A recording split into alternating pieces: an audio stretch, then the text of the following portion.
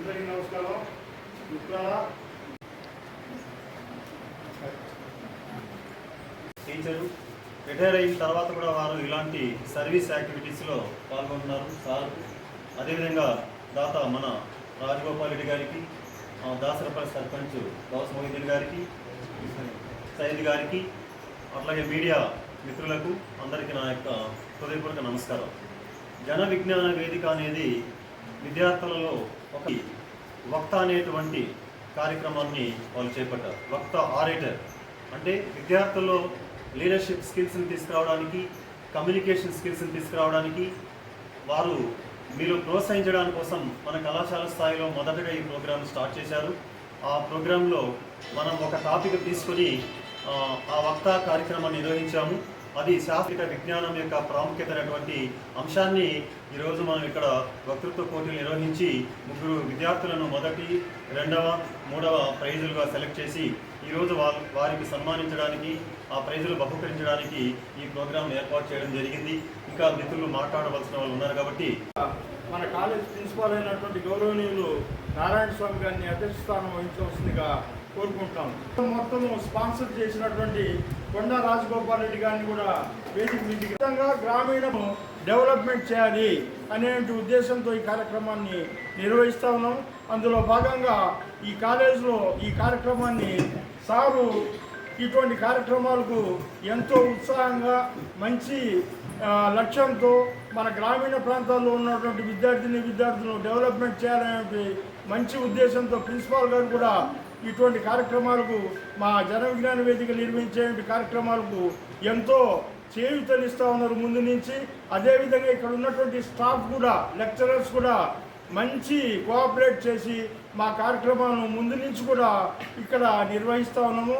దానికి మన ప్రిన్సిపాల్ గారికి, తర్వాత స్టాఫ్కు ప్రత్యేకంగా ధన్యవాదాలు తెలుపుకుంటూ ఉన్నాం. లేక ఉద్యోగాలు కోల్పోయే పరిస్థితి ఈరోజు ఉంది.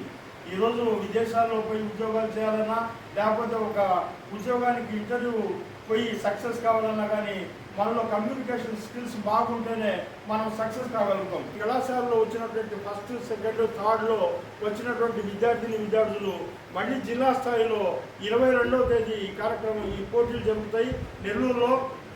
అందుకని మీరు కూడా పార్టిసిపేట్ అయ్యి మన ఉదయగిరి ప్రాంతానికి మంచి పేరు తీసుకురావాల్సిందిగా, మళ్ళీ మీరు మొదటి స్థానంలో నిలవాల్సిందిగా నేను మనస్ఫూర్తిగా కోరుకుంటున్నాను.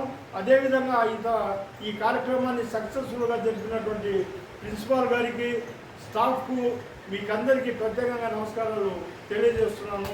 జన విజ్ఞాన వేదిక తరఫున ప్రత్యేకంగా ధన్యవాదాలు తెలుపుకుంటాను.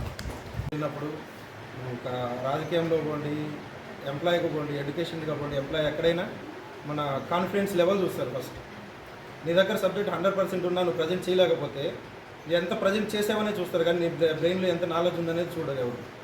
సో మనము ఫ్రీగా మన దగ్గర తెలిసింది మనం మొత్తం ప్రజెంట్ చేయాలి అంటే మనకు ఫియర్ ఉండకూడదు. ఫస్ట్ ఓపెన్గా ఫియర్ లేకుండా మాట్లాడగలగాలి. సో దానికోసమని వీళ్ళు జన విజ్ఞాన వేదిక వాళ్ళు ముందుకు వచ్చి స్పాన్సర్ చేయమన్నప్పుడు నేను హ్యాపీగా ముందుకు వచ్చాను. మా టైంలో మేము ఎడ్యుకేషన్ చేసే టైంలో ఇలాంటి ప్రోగ్రామ్స్ లేకనే మేము ఇండస్ట్రీకి వెళ్ళిన తర్వాత సాఫ్ట్వేర్ అయితేనేమి, హార్డ్వేర్ అయితేనేమి చాలా ఇబ్బంది పడ్డాం. మాకు సిటీలో చదువుకొని వచ్చిన వాళ్ళకి, పల్లెల నుంచి మేము ఇక్కడి నుంచి చదువుకొని వెళ్ళిన వాళ్ళకి చాలా డిఫరెన్స్ ఉండేది.